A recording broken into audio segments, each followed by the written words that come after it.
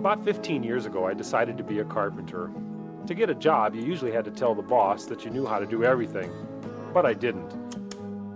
I knew that I had to build a stairs sometime soon. I ended up building that set from a book I kept out in my pickup. The stairs worked out all right, but it sure took a lot longer than it should have.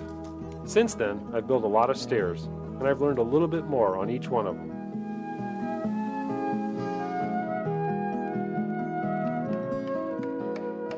Stair building is often thought of as a mysterious craft, but it really isn't, and there's no reason to have someone else build your stairs. I hope this tape and the book I've written help you out.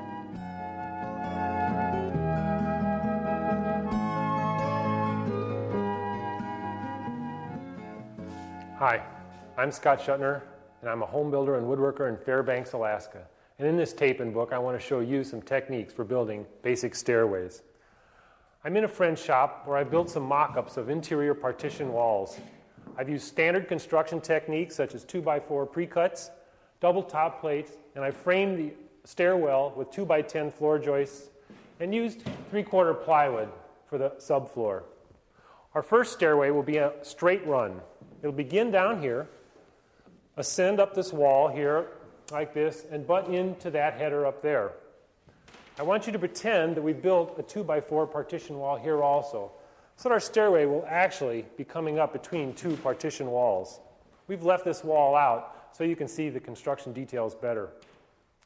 On this other mock-up over here, I've used the same construction techniques such as pre-cut studs and 2x10s, but instead of a straight run, we're going to build an L-shaped stairway. It'll begin here, rise to a platform landing here, and have a short flight from the landing to the second story.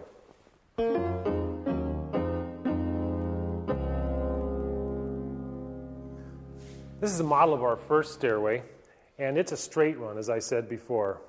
It's typical of a stairway in modern construction in that we've used plywood for the risers and treads, and it'll eventually be covered with carpet. These three boards represent 2x12s and are called cut carriages, and they're notched to support our risers and our treads.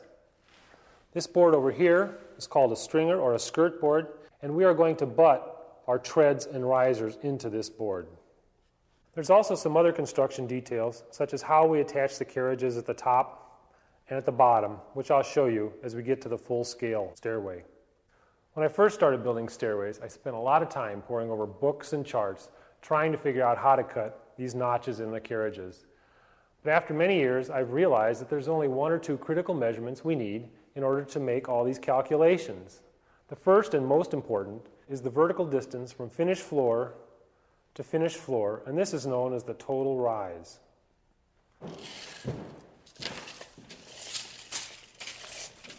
Our total rise measurement is 107.5 inches. It's also important to check to make sure that the spot where our stairs will end is level with the spot where we've taken our measurement. If not, you'll have to adjust for the difference. Now I'm using the same thickness carpet upstairs as I am downstairs, so I know my 107.5 inch measurement is a finished floor to finished floor distance. But finished floor materials are not the same on both floors all the time. For example, say we use 3/4 inch flooring upstairs, and this was a concrete slab downstairs. We'd have to add 3/4 of an inch to our measurement. If we had 3/4 of an inch oak downstairs and 1/2 inch finished flooring upstairs, we'd have to subtract 1/4 of an inch from our measurement. Now let's do some calculations.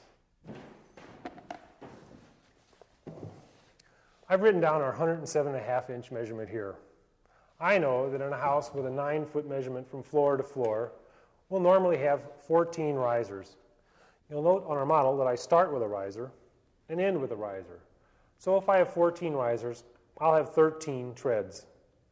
I've divided our 107.5 inch measurement by the 14 risers and get 7.678 inches per rise, or 7 11/16. I know this is a comfortable rise, as we should fall somewhere between 7 and 8 inches. A rule of thumb says that the rise plus the run should be between 17 and 18 inches. Our rise of 7 and 11/16 inches, plus a run of 10 inches gives us a number which falls between those two. I've been talking about our rise and our run in terms of notches in this carriage.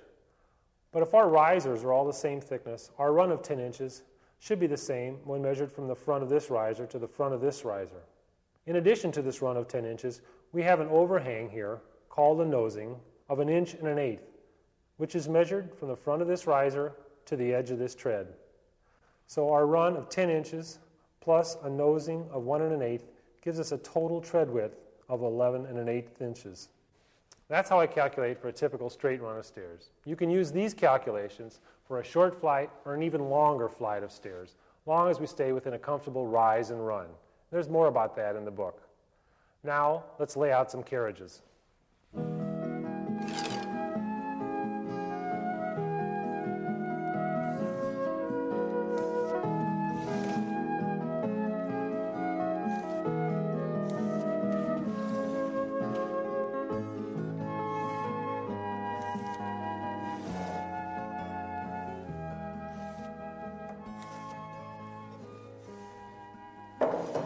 Finally, I get to use a real piece of wood. I've chosen a nice straight 2x12 that's relatively free of knots.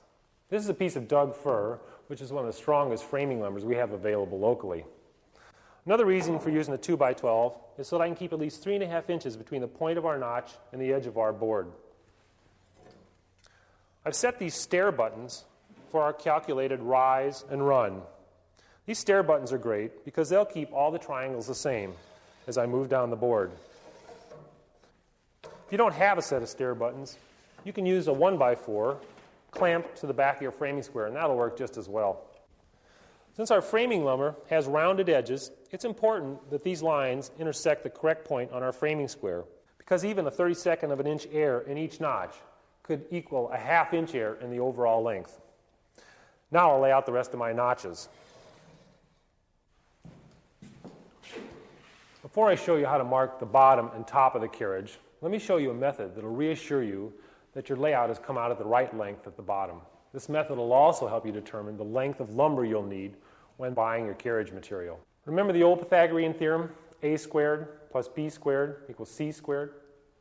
A is our total rise, measured from finished floor to finished floor.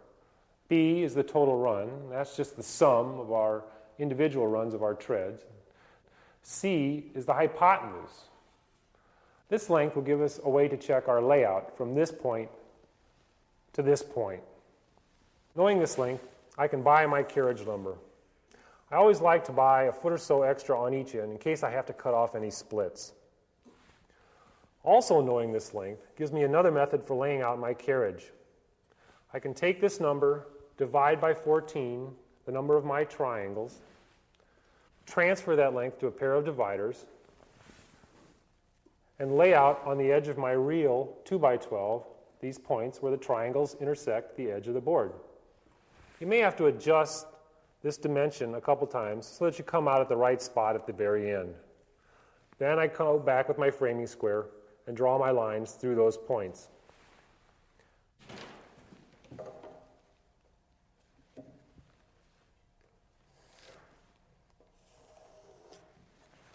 This is the top of my carriage, and I've just drawn in the line that represents the finished floor, and the line that represents where the carriage will butt into the header.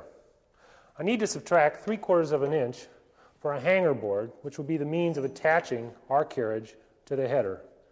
Don't worry, I'll tell you more about the carriage board in a minute. Now I've got my saw lines marked at the top, and I can go finish laying out the bottom. This line I'm going to draw represents my finished floor. And this is an area where people commonly have a problem, and I certainly have had a few too, in that they don't do what is called dropping the carriage.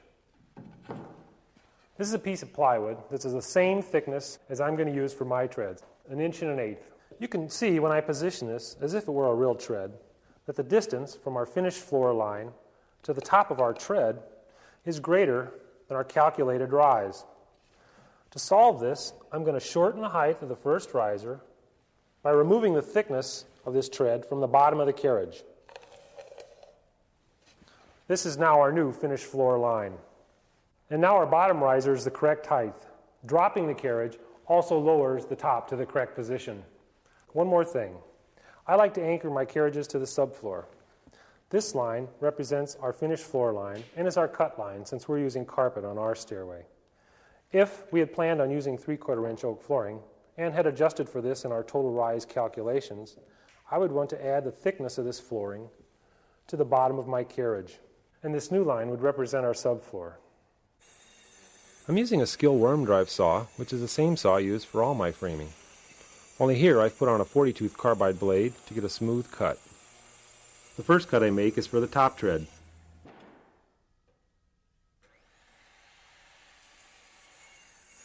And this cut is for where the hanger board attaches to the carriage.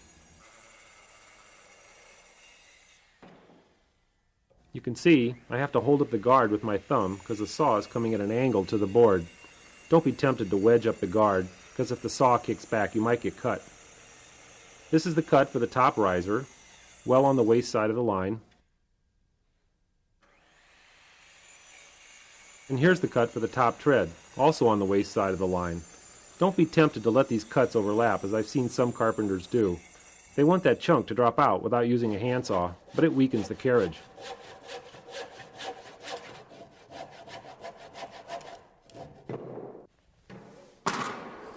Let me show you what this looks like on the back side. When I'm making my cuts with a handsaw, I want to be sure not to go any further than the imaginary lines. After I finish cutting out the rest of these notches, I use this carriage as a pattern for our other two.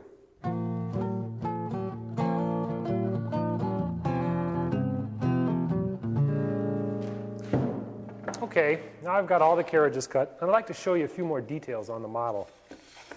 These little notches in the bottom of the carriage are to slip over this anchor. This will keep the carriages from sliding forward over time. Up here at the top, let me show you how we're going to attach the carriages to the header. This is a hanger board. It's nothing more than a piece of 3/4 inch plywood. We're going to nail the hanger board to the header and then nail our carriages from the back side through the hanger board. This is a good way to attach the carriages, but it's not the only way, and I've got other alternatives in the book. Now, we're going to put up our hanger board.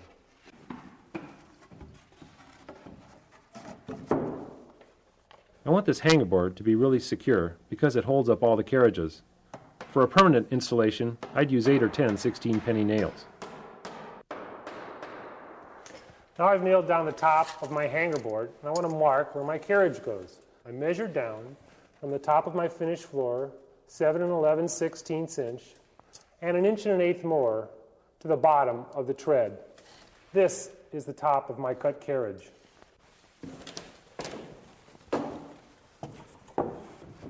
Okay, I'm right on my mark, tight against the hanger board. I'm going to temporarily tack this in place so I can make some marks on the studs for a 2x4 spacer bore that I'm going to install in a minute. Now I've got my 2x4 spacer in place. I'm going to nail my carriage to that 2x4.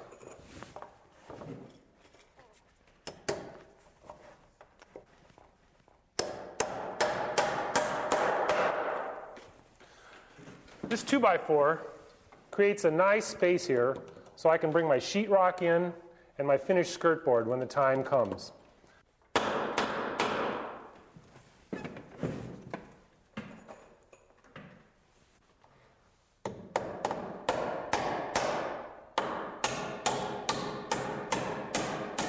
I'm nailing through the back of the hanger board into the carriages with some 16-penny nails, 2 into each carriage. If this still doesn't seem like enough, I'll use a metal clip on the front where the carriage meets the hanger board. This is the kickboard I showed you in the model. I'm nailing it down with a couple 16-penny nails. When you do this, try and hit the floor joist instead of just the plywood.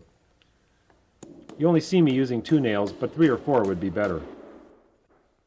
Since I've cut the kickboard to the right length, all I have to do is slide the carriage to the end of it and nail it in place. Then I center the third carriage and tack it also.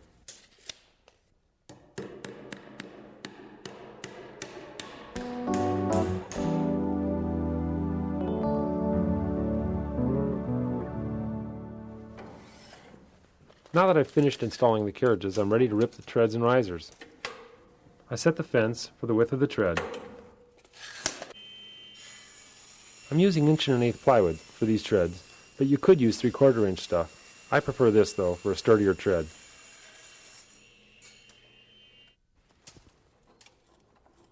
With the treads cut, I set the saw to rip the risers.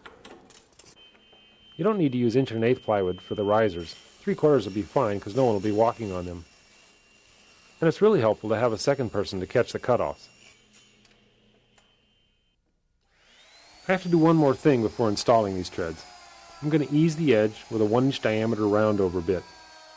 It's easier to bend the carpet around this soft edge, and it'll last a lot longer.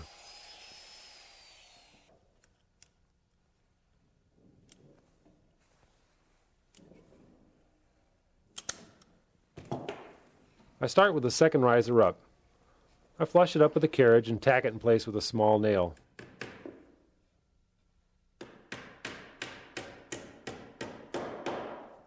Then I drill a pilot hole for some screws. The pilot hole is the shank size of the screw. I only have to drill a hole in the plywood because the screw will cut its own threads in the carriage. Just installed our first riser.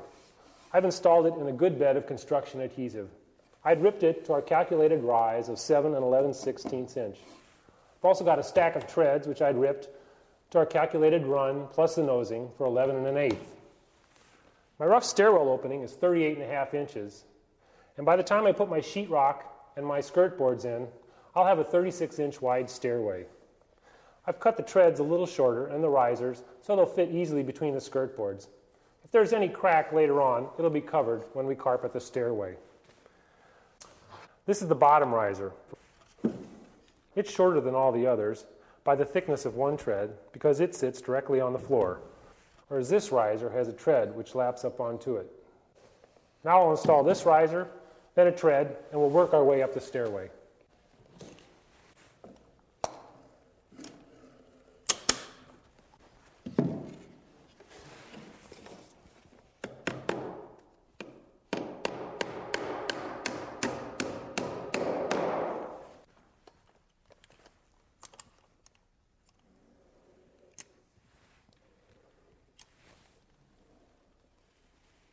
As you can see, I really believe in this goop.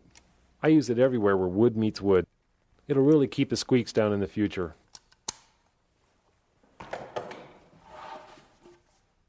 As with the risers, I flush it up, tack it in place, and sink it tight with sheetrock screws.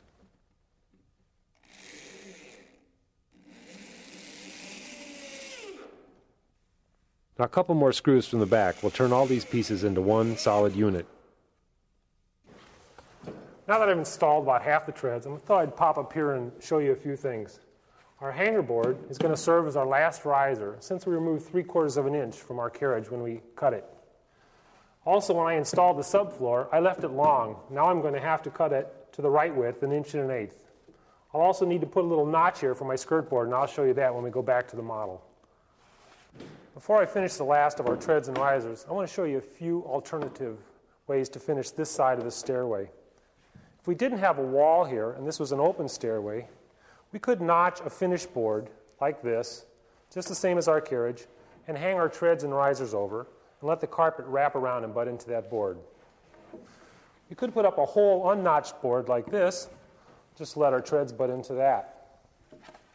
If this was a utility stairs, we might leave this open, although these risers add a lot to the strength of the stairway.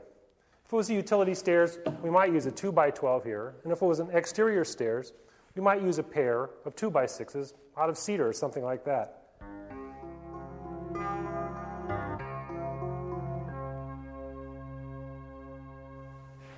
This is the skirt board. My skirt board is going to be a piece of 1x10 clear fir. I chose this width so I'd have at least 2 or 3 inches from the top of my tread to the top of my skirt board. To find the length of this skirt board, I'd put a mark on the sheetrock, which represented the top of my skirt board. I'd also put a mark up here. And I'd extend this down through both points to the floor. Let's call this point A. I'd also extend this line upwards to a point where it intersected with the finished face of my top riser. Then I'd measure from point B to point A and lay that out at the proper angles on my finished skirt board. I'd then lay out the cuts that would be appropriate at the bottom and at the top for the kind of base trim I would be using. Remember I mentioned this notch. I cut this in my subfloor, so my skirt board would slide right in. These are 12-penny finish nails I'm using here, and I'll probably put 1 or 2 in every stud.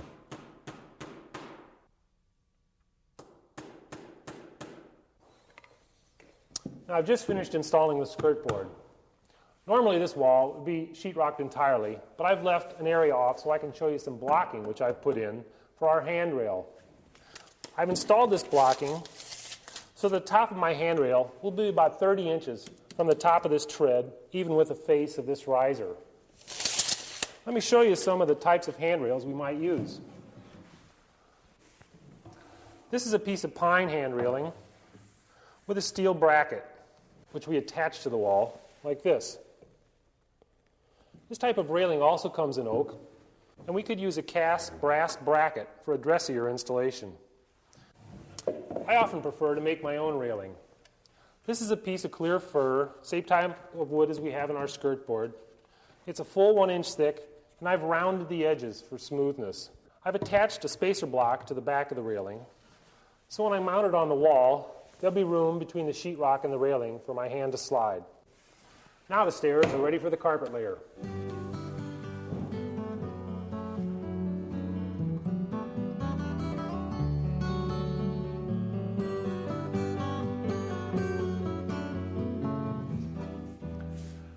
I want to show you this model of our second stairway so I can explain some of the details of its construction.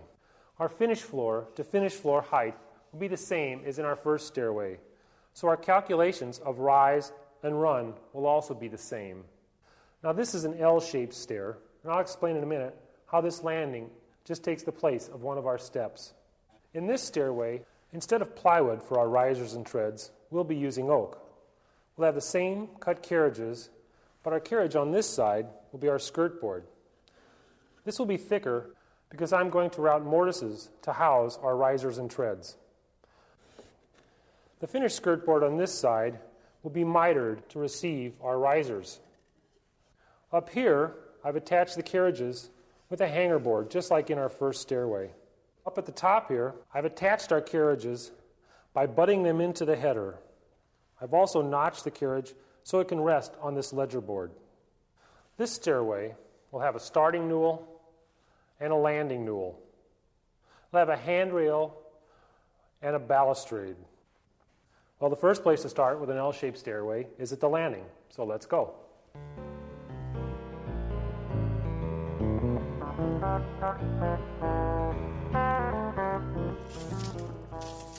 I'm marking here for the finished height of the landing. Now I want you to think of this landing as just another tread, except larger. In our staircase, the landing is the 7th tread, and I mark the finished floor height at 7 times the unit rise. For the framing, though, I have to come down 1.5 inches from this mark to account for the 3/4 inch landing subfloor and 3/4 inch oak flooring.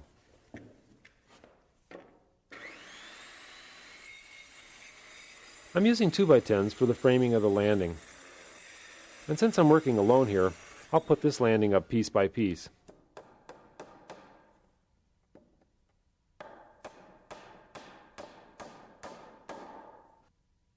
If you have help, it'll be easier to build it in one piece on the floor and then nail it in place.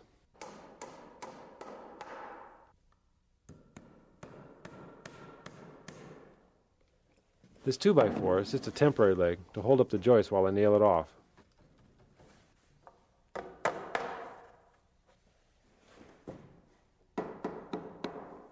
This landing is really nothing more than a big box.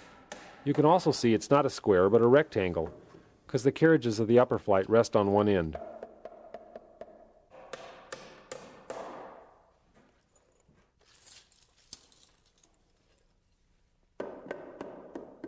I want to frame in some walls underneath this stairway so we can close it off for use as a closet or a bathroom.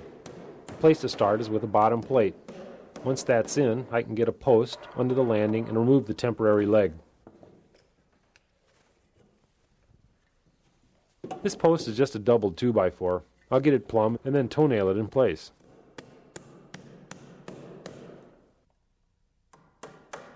Blocking is one of those things that you never miss until it's not there.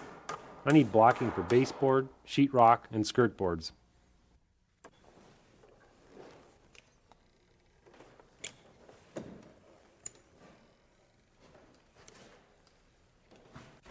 The landing gets a layer of plywood right on top of the glue, just like a regular floor.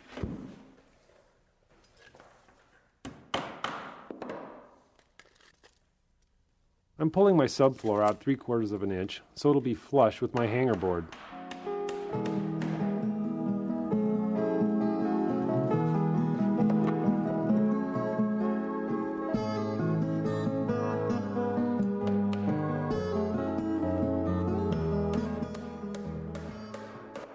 Now this hanger board is just like on the straight run stairs. I'll tack it in place and add more nails when I'm sure it's right.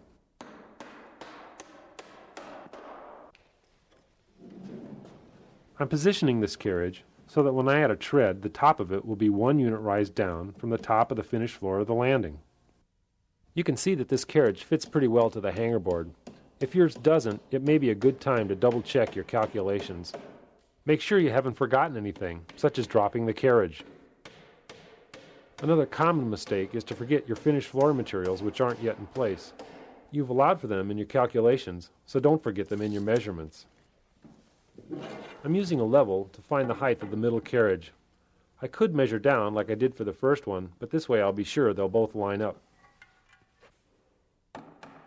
I'm putting a few nails through the hanger board into the carriage like I did on our first stairs, but I probably won't use any clips because this is such a short flight. Once again, we're going to use a kickboard at the bottom of this stairs.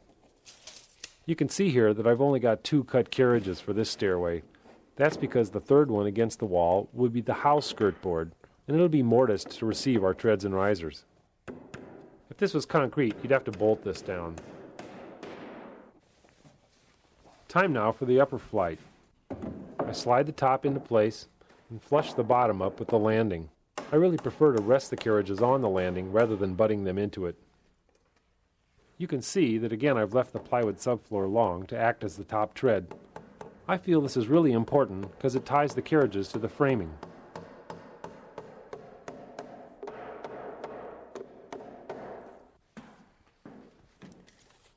I've laid out the carriages for the upper flight the same as I did for the bottom flight.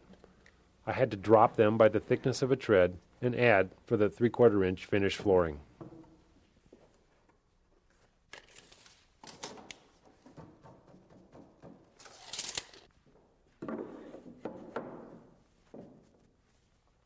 Now at the top, instead of a hanger board, I'll be using a ledger board. This is because our carriages butt against the header. This ledger, like a kickboard, will keep our carriages from sliding down.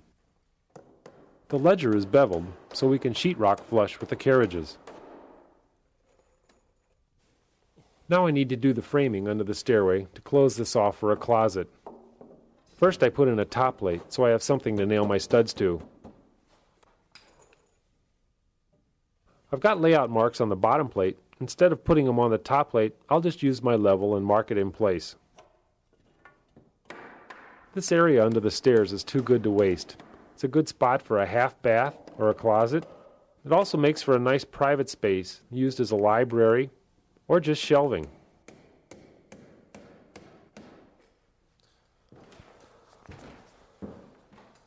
That ought to do it. Okay, I've finished all the framing and I've left a large hole for access to the underside of the stairway. I've designed this stairs so we'll have 36 inches from the inside of our finished skirt board to the center line of our balustrade. That's from here to here. As you can see, we'll need treads which are a little longer than 36. The placement of our cut carriages was determined by how the finished treads and risers will fit in to the newel post. I've put a notch in the subfloor and the hanger board to make installation of the newel post easier later on. An important thing to note is the center line of the balustrade is also the center line of the newel post, and in this case is also even with the front face of our riser. There's a lot more about all these details in the book. And now I'm going to go route the mortises in my skirt board for my finished risers and treads.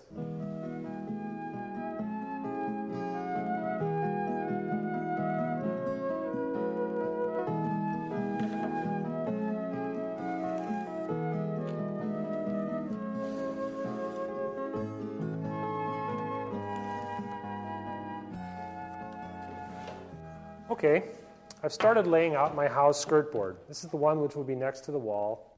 Into this board I will route my mortises for my risers and my treads. I've drawn this line on the skirt board. I've also drawn that line on my model to show you how my rise and my run will intersect that line when I lay them out with a framing square. These are the same lines of rise and run that were on our cut carriages when this was the top edge of the board. This board is 10.5 inches wide, and I've chosen that width so that I'll have room to route out the entire riser and tread, and still have some room between the top of the nosing and the edge of the board.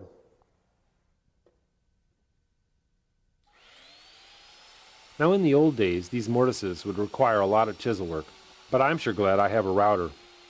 This 3 horsepower plunge router with a 1/2 inch carbide bit will make short work of these mortises. There are several ways to make jigs to cut these mortises, and here I'm using a base guided jig. A template guided by a bearing over router bit works just as well, and that's in the book. I cut the mortise in several passes to avoid burning. I first follow the perimeter of the mortise and then waste the inside. That's it for one tread mortise. Now for a riser.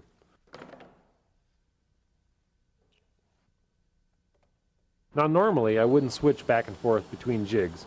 I would route all the tread mortises and then all the riser mortises.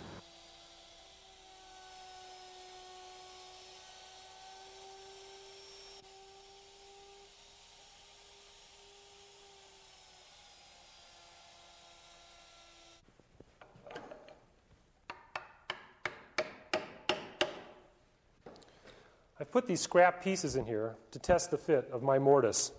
This is a factory laminated red oak tread, and the factory has also rounded the front edge, called the bullnose. The tread comes wide, and I've ripped it to our width of 11 1/8, plus a quarter I've added for the tongue on the back. This tongue will fit into the groove that I've plowed in the front of the riser. I've also plowed a dado on the underside of the tread. The riser fits into this dado, and if there should ever be any shrinkage of the riser, we won't have a crack opening up here. I made these 2 oak wedges on a jig, and in the final installation, they'll be glued in place and hold everything tight against the finished face of the mortise. This is what the finished mortise looks like. Let me show you how I add these lines to my original layout so I can make a jig which will cut this mortise.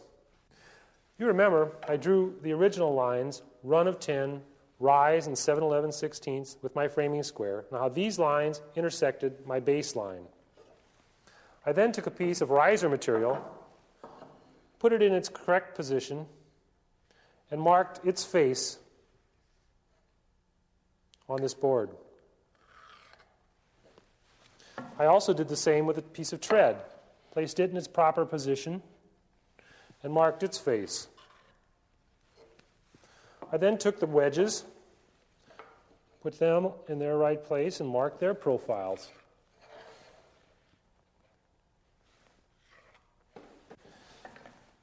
These lines now represent the shape of my mortise.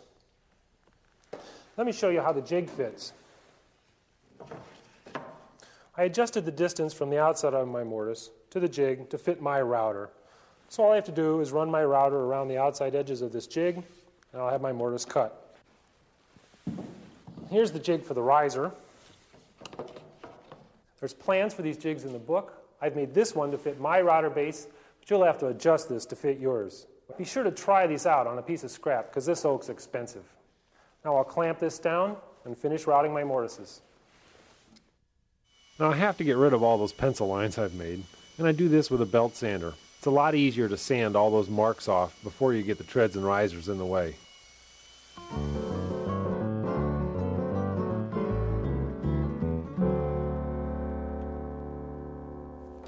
Okay, sheetrock's in place. I'm going to drop this guy down, tight against the wall.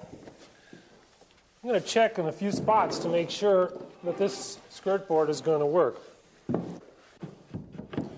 There's a little wiggle there. The wedge will take most of that up, and looks like my kickboard's sticking out a little far. I'll knock that off with a chisel. Might need a shim in the middle, but it looks like it fits pretty good here. test it up a little higher. Fits real well there, so I think we're pretty good in that direction. I'm going to grab a tread.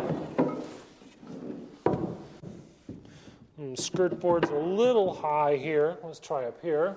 A little high there too. And let's check it with a level.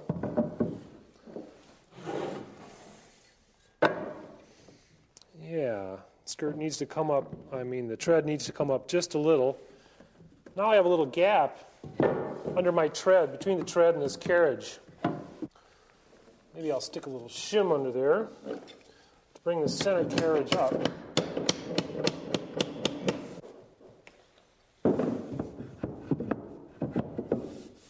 There, that's nice and solid.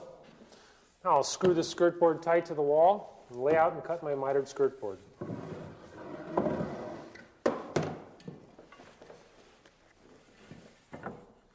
I'm using my level to help line up the hole with the studs. And as always, you'll have to drill a pilot hole to get through this oak. I'm keeping my holes on the bottom side of the tread where they won't show. You may need some holes above the treads to hold the skirt board tight, and then you'd have to counterbore and plug them.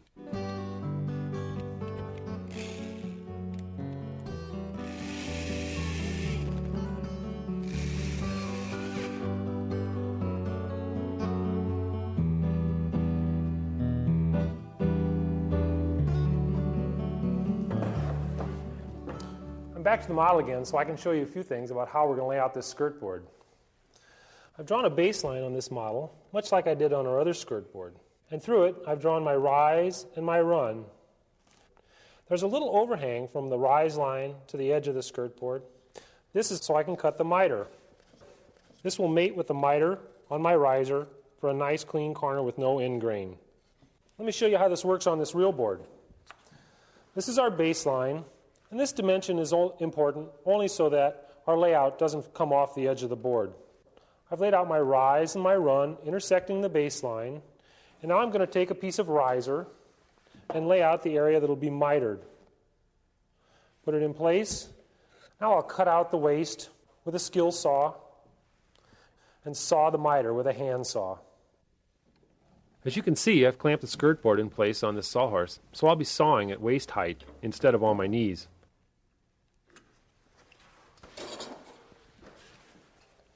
I'll make the cut with a sharp 12-point cross-cut saw. You can make this cut on a table saw or with a skill saw, but I prefer the hand saw method.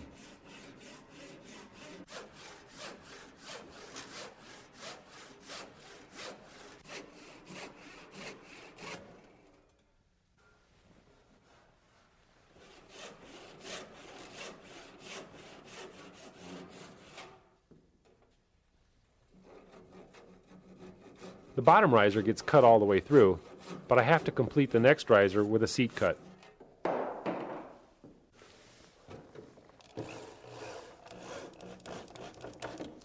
Now this is just a scrap of sheetrock. Normally the whole wall would be covered. I'll get one last screw in here. Now I have these blocks which are going to hold my finished skirt board away from the cut carriage the distance of the sheetrock plus a little bit.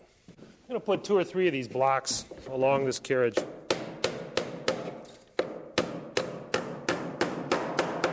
Now I'll take my finished skirt board and put it in place temporarily. I'm going to hold it with a clamp until I get it set in the right position. Now a quick check with the level to make sure that my skirt board isn't high. We want the weight to rest here, not here. I'll check the back of the riser and see if it hits the miter in the right spot. Yeah, that looks pretty good. I'll check it with a real riser, though, before I nail this off. I'll check in just a couple more spots here, make sure everything's okay. Now, everything looks pretty good.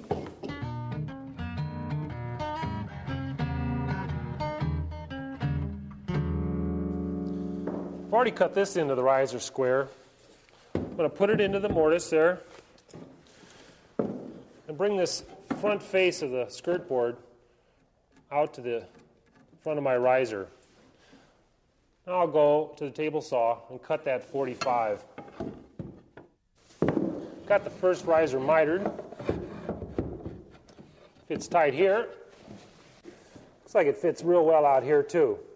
This is the time when you might want to adjust this skirt board this way for a good fit. You can see that the heel of the miter is open a little bit. That's so out here at the toe we'll have a nice tight fit too.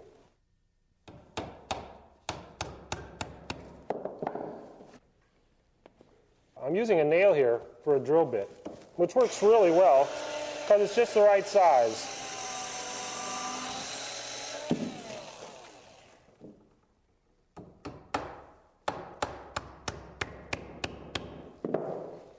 Okay. Before I go any further, I'm going to cut a tread to make sure all these parts will go together. I'm going to butt it into this face of the skirt, not into the mortise. Mark my length. Now I'll add a 1/2 inch for the mortise. That's where I'll make my cut. One more thing I have to do before I can test this fit. I have to nick this corner off here so I can get past this edge.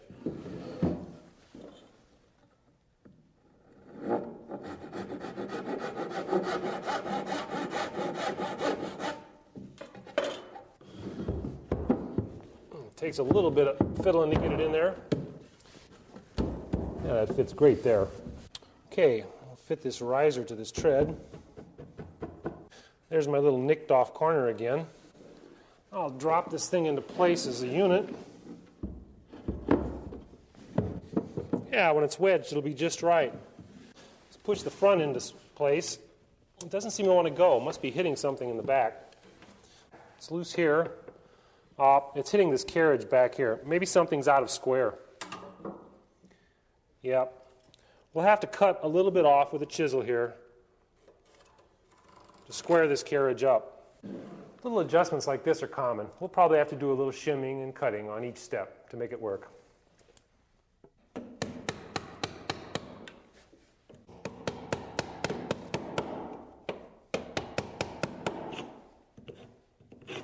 Well, let's try this unit and see if it fits any better now. Yeah, that goes back there nicely and fits well against that carriage. Now we'll glue the first riser in place. Once again, I'm using construction adhesive on all my wood-to-wood joints. And be sure to use some on the miter.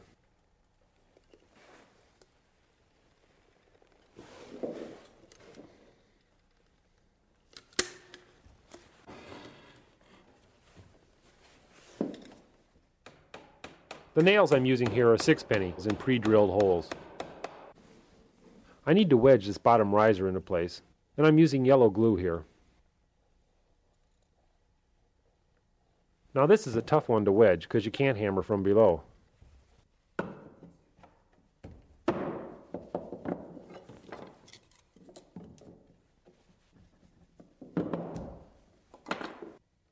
And the last thing I need to do here is a couple finish nails from the front to lock the joint. Once the bottom riser is in place, I can start assembling my treads and risers as a unit. And as a matter of fact, I have to do it this way because there are so many interlocking joints.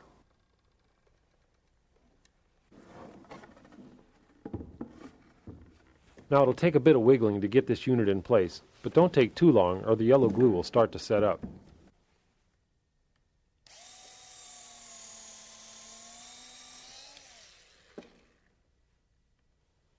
Now it's not critical that your miters meet perfectly, but you want to be close enough so that sandpaper can finish it off. Now these wedges are a little easier to put in because I can get at them with a hammer. And you're right, you don't need to use that much glue.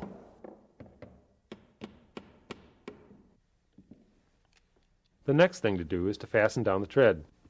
Now this can be done with large finish nails, but I like to use screws. Later I'll plug them and they won't show. I'm going to put these glue blocks in place underneath. They'll meet the riser and the tread.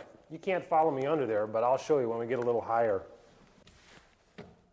And the final step is to run some screws through the back of the riser into the tread.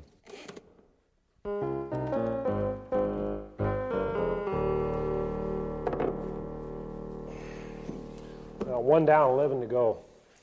While I'm resting my knees, I want to show you this piece of the model I brought over here to explain how this tread will be different than the first one. This one was cut off flush with the edge of the skirt. I'll put a nosing on here later. This part will be covered by the newel. This is the nosing, and it fits on the tread like that. This is actually a better example of the second tread. I'll get my cut line across here and lay out a 45. I'll saw the cut with a table saw and hand saw the 45. Then I'll put the nosing on later. The width of the nosing, the overhang, is the same as the overhang was on the front. Put the tread tight against the house skirt board. Make a mark flush with the edge of this skirt board. Now I need to add a 1/2 inch for the housing and 1 1/8 for the return nosing. I'll square these marks across. This is a cut mark. This is where the edge of the return nosing will be. I'm taking that out to the corner so I know where to saw my miter. Now I'll lay out the 45 from that mark.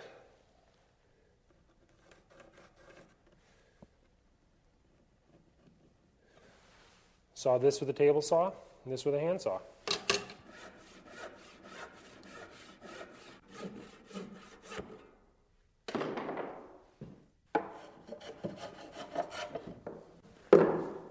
This is some of that planing and fitting I was talking about. I tried this nosing, I tried its fit into the mortise, and it was a little tight, so I've taken a few shavings off so it'll fit better. As you can see, I've made a unit out of this one. Assembled the riser to the tread and put the screws and glue in already. Now let's try our fit.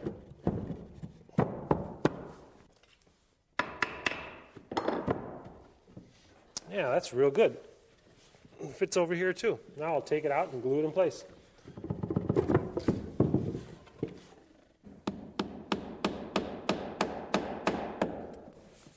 Oh, that fits really great. Nice and tight. It's really starting to look pretty good.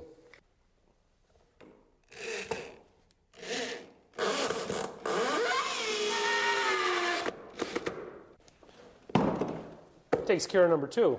Now I'll install the third step, and then I'll show you how to install the return nosing. Okay, the third one's in place. I've brought this piece of return nosing, which I've ripped off an extra tread. I've cut a 45 on it to mate with a 45 from my tread. I still have to cut it to length, though. It's a little long. I'm going to mark it in place. To do this, I'll make a mark at the front face of my riser, and then I'll cut a 45 like this. Then I'll add a little piece in here which will butt into the finished skirt.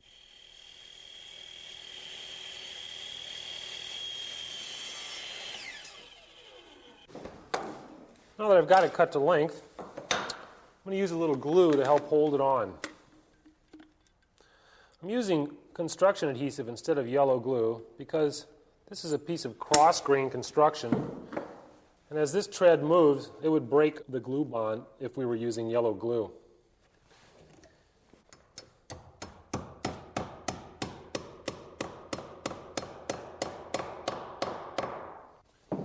Now to make this little piece, I've cut a 45 on this piece of molding.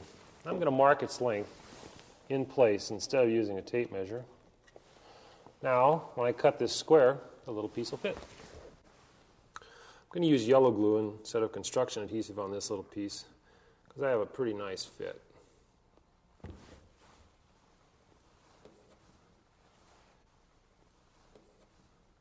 I'm going to use tape because a little finish nail might split this piece. There, we'll just leave that there until the glue dries. Working on the return nosing for the second tread. I'm doing this one a little differently, and I'll show you just a minute how I'm rounding over this edge instead of cutting that little piece.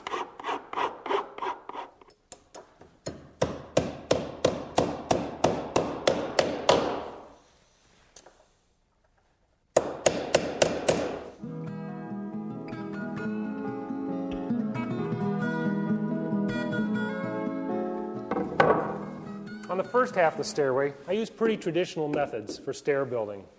On the second half, we'll simply be butting our treads and risers into the skirt board.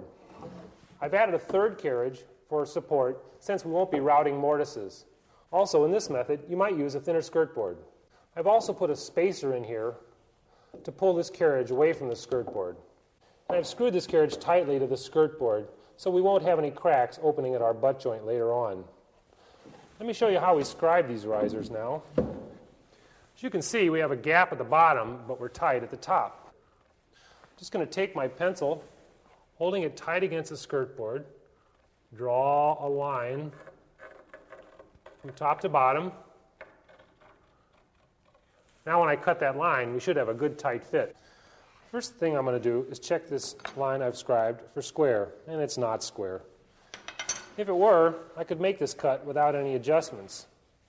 Since it's not square, I'm going to have to tilt this board a little off of 90 degrees. Now when I run it through the saw, it should follow that line.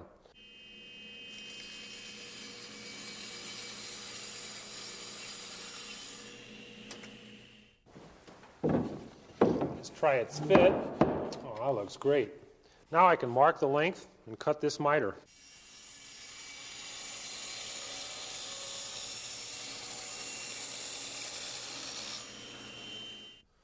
Set this last nail here. It's a good idea to check every once in a while, make sure things are still on track. We still have our 10-inch run there, and there, and there. It's right on. Now you can remember I had a groove in this riser on the first 3 steps, and that fit with the tongue from the tread. On these stairs, or steps, we're just going to butt the tread into the riser and rely on the glue and screws from the back to keep this joint tight.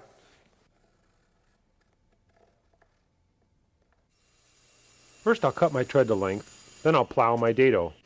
These marks keep me from sawing too far. The riser fits into this dado. I'm going to mark in place where my dado has to stop.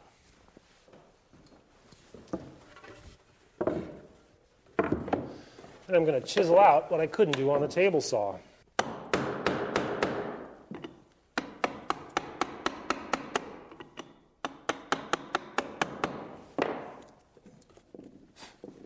Now I need to mark its length. Since we don't have any return nosing on this one, I'll mark flush with my finished skirt board and add the 1.125" for the nosing. Now I'll draw a line that's square.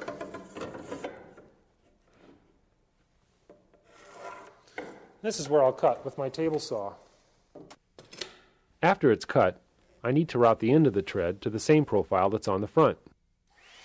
To do this, I'm using a 1-inch diameter roundover bit. To make the rounded edge, I make a pass on both top and bottom.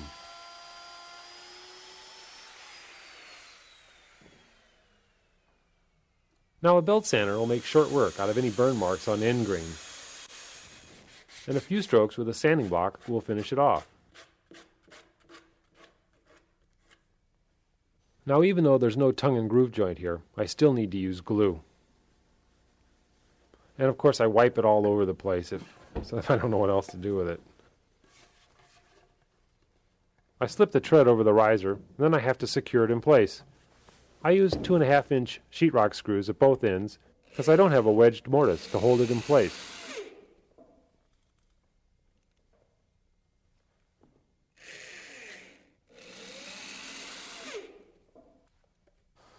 Okay, it's a little crowded under here with all of us, but I'm going to try and show you where we put these glue blocks. These will keep the stairs from squeaking in time. Right at the corner of the riser and the tread, sink it in with a screw. One on the other side, too. Well, I finished that one, and a lot of people, including myself, prefer the simpler lines of this method. We have no return nosing here, as we did on this step. Sometimes this return nosing is necessary if we're going to house our balusters. Since I'll be using dowels in my balusters, it wasn't necessary.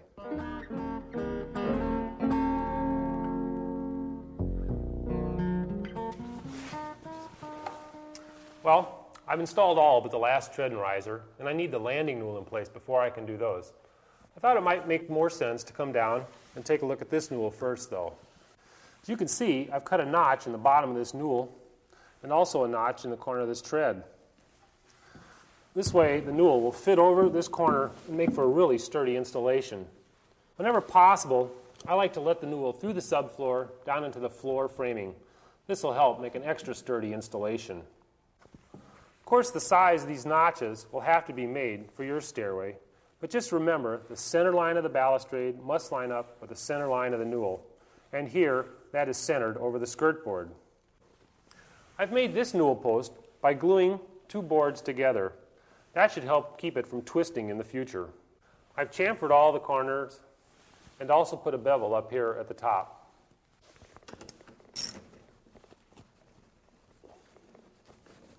That's good and snug.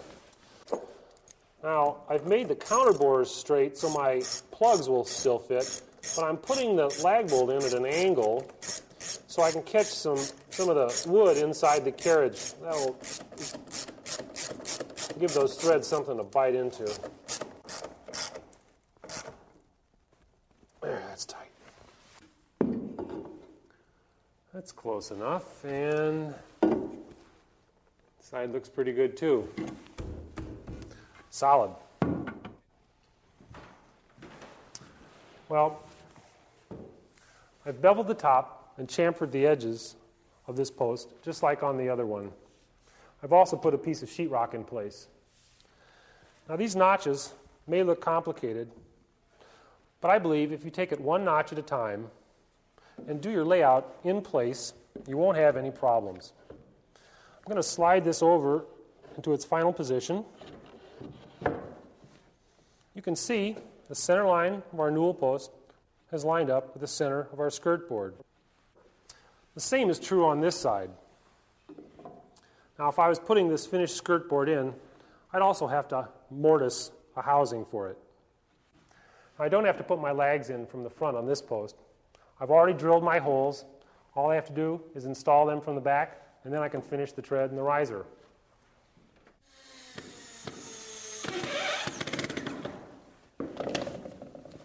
Well, that seats our last tread and riser. All that's left is this piece of transition tread.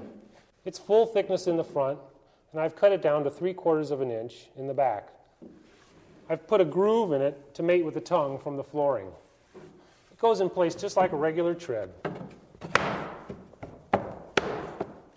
Now I'll just screw that down and it'll be finished.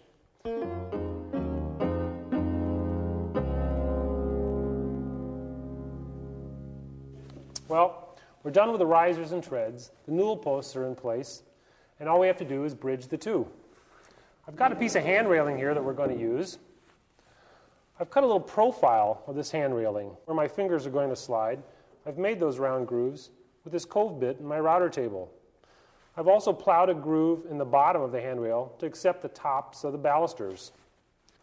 Now, using my miter box and my bevel gauge, I've already cut the bottom of this piece of railing at the right angle. I'm going to butt it into the post, and setting it on top of all these nosings, I'll mark its length in place.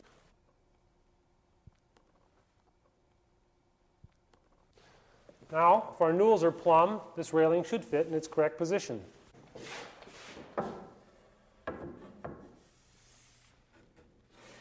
Now that I've cut it to length, let me show you how I arrived at its position. Down here is a mark. That represents the front face of my riser, and it's centered on our newel post. I've transferred that line up to the top here, 30 inches from the top of the tread. Then with my bevel gauge, I've marked the angle of the railing and brought that line around square to the front, and that's where it sits. I also did the same thing at the top. Now I'll run a few screws from the bottom side of the railing into the newel and at the top, and they'll be ready for balusters.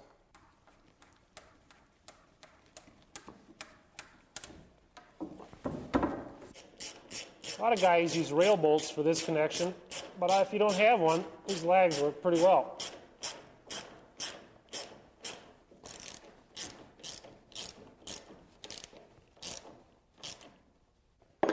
You can see this landing newel has to be a lot taller than the starting newel because this railing for the second flight is going to start way up here. Now on to the balusters.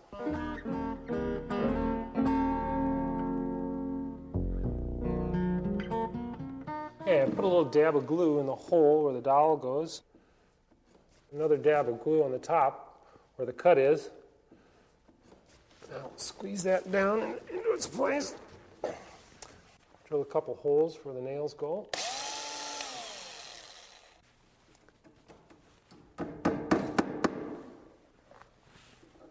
Set them.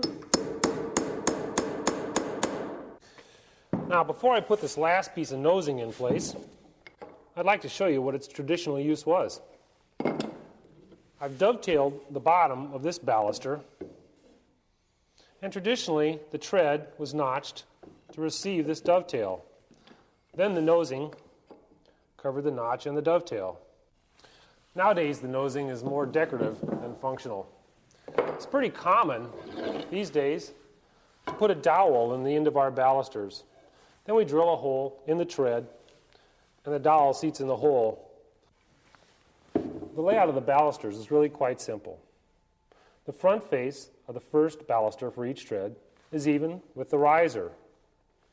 So the front face for the second baluster is centered between these two risers. I just measure back from that front face mark half the distance of my baluster and in 3/8, which is centered over the skirt board and is the center line of my balustrade. I'm using a 1/2-inch bit to drill out the dowel holes, and I've stuck on a piece of tape as a depth gauge. The dowels are birch. 1 inch is inserted into a hole in the end of the baluster and 1 inch into the tread. Put it in place, even with my front edge mark. And with my level, I'll hold it plumb. Make a mark even with the bottom of the railing, and then I'll add a little extra so it can be housed in the underside. And that's where I'll cut.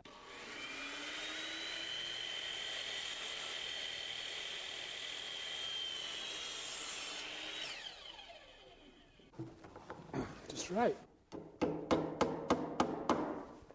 Well, 2 down, 9 to go.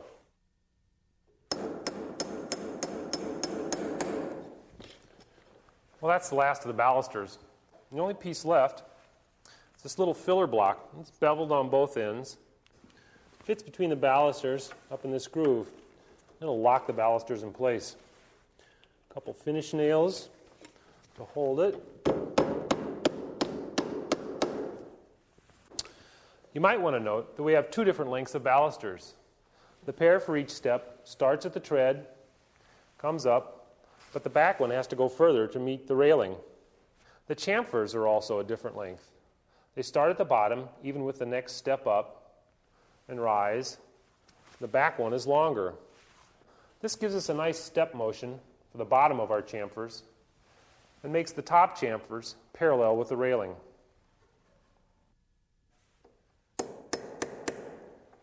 Yeah, that's good. I've just put this piece of cold molding in place. The far end of this front piece butts into the skirt board. We have a miter here at this corner. And on the back end of this little piece, I've shaped the same profile that we have on the front here.